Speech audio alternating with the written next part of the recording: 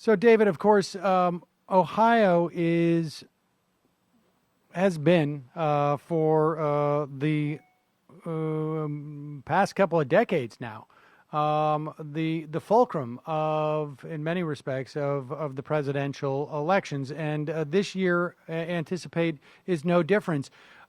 People are seeing recent polls that show Donald Trump is up in the state. What is give us your sense of exactly what the status of the presidential race is in Ohio right now.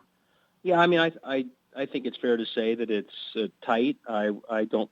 This poll today that's got Trump up 5. It's using a really bad model where you basically used a 2004 turnout prediction, and we're not at all like we were in 2004. We didn't have early vote in 2004, so that's just I think a bad poll. But I think if you take that out, you're basically looking at a race that's pretty much tied. And we as the Ohio Democratic Party and the candidates from Clintons on down, we prepare for a close election in Ohio. We know it will be tight. It's going to be tight. It always is. It always will be in the near future. So our number one goal is to make sure that we are registering everyone we can. And then as we get closer, we are taking advantage of the early vote window and then election day to get the vote out. That's what Obama did in 2008 and 12, and that's what we're doing right now. And the good news is when it comes to putting together a ground game, we are very, very robust, and Donald Trump looks like to have next to nothing in place around the state. Yeah, give me a sense of that, because I mean, I would think, I mean, it's not unique to Ohio that Donald Trump has very few assets on the ground. He didn't build, some type of organization, a get out the vote organization during the primaries.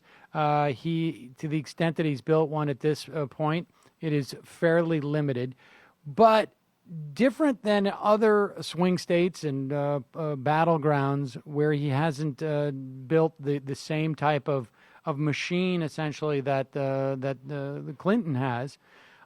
He's also got the local machine apparatus is questionable, isn't it? I mean, give us a sense. Yeah, it really. You just summed it up. I mean, the heart of any good coordinated campaign is trust between the presidential campaign and that state's party. Well, in Ohio, you literally have a governor who still says, I feel no obligation to help Donald Trump. So if you don't have the basic trust there, I don't even know how you start to build a ground game, because, you're talking about a true ground game. The Donald Trump campaign would actually send money to the party to do a lot of the work. Well, he's not going to send money to the party because the party leader, the governor, has said he doesn't even want to help. So I think Donald Trump, one, doesn't believe in this stuff. I mean, in the primary, as you said, he never had a ground game, and that's why whenever it was close, like Iowa, he actually would lose at the end.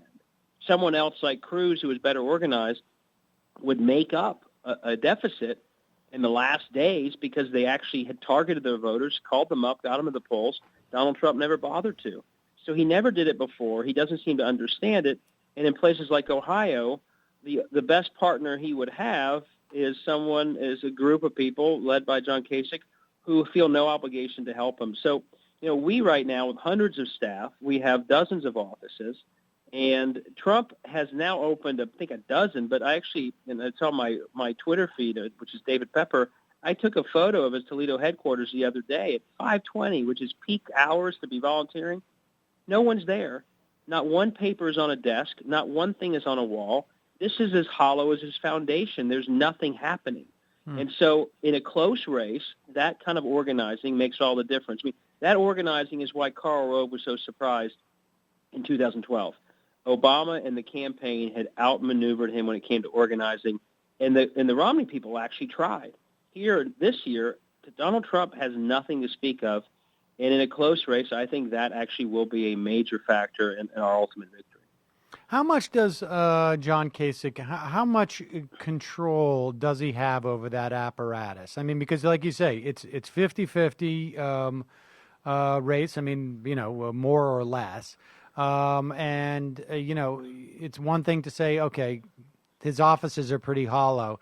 But I'm just curious, and I grew up in Massachusetts, where if you were not favored by the politicians in a certain sector of the state, there was virtually no way for you to win statewide because they would just gum up everything. Does John Kasich have that type of control over the Republican apparatus, or because we're living in an era where funding can come from so many different directions? And also, obviously, you've got a senatorial candidate who is basically now, and we'll talk more about that in a moment. But you've got a Senate candidate that has an apparatus. How much can John Kasich really gum up the works if he wanted to? Basically, what it does is if you don't have, so the governor of a state, as you know, is basically the head of that state's party. That's how it works. Now, in my case, we don't have a governor, so I run the party. But when you have a governor, you run the party. So that is your best opportunity to build a really strong ground game, is that governor and that party are the local apparatus that you build on. And so Kasich, because he's not for Trump, he won't support him, that basically means you really don't get off square one. But what Trump's other option would be, okay, well, I can't work through the party, but I believe so much in field that I'm going to spend a lot of money myself creating it. And clearly that's not who Donald Trump is. And so the party's not doing it, and he's not doing it. And you mentioned Rob Portman. A Senate race is not able to make up the gap if there's not a presidential capacity ground game. So, there's an article a couple of weeks ago. It basically said Rob Portman has 10 field staff. That's 10 versus hundreds. So the Senate candidate cannot make up for the lack of a presidential caliber ground game. And I mean, it's not so much gumming it up. It's just if you don't have the state party working in coordination with that presidential, it's very hard to do anything. And just because of the lack of a partnership, and I guess if Trump really cared about it, he could maybe figure out how to build around the state party, but he doesn't seem to be inclined to do that. So, like I said, these offices, which are the big announcements have been offices from the Trump side. They've got some number. Well, they literally, and you've probably been in these same kind of, they have no evidence of any work taking place. I mean, a campaign office is full of, go get 'em posters and sign in sheets to go out and do, phones, so you do phone calls. His offices look like they're warehouses for a few yard signs, and everything else is empty. And I think they sort of symbolize what is a Potemkin village of an actual ground game. And again, in the big picture, if you have a runaway race, this wouldn't matter. But on the margins in a close race, and this is what Barack Obama showed so clearly 8 and 12, the team that's best organized on the ground is the one that wins. And by the way, one other way you're seeing this already, and this has not really been reported yet, we're starting to get in. Our voting starts in a few weeks, despite the Supreme Court not giving a stay. It still starts 28 days early.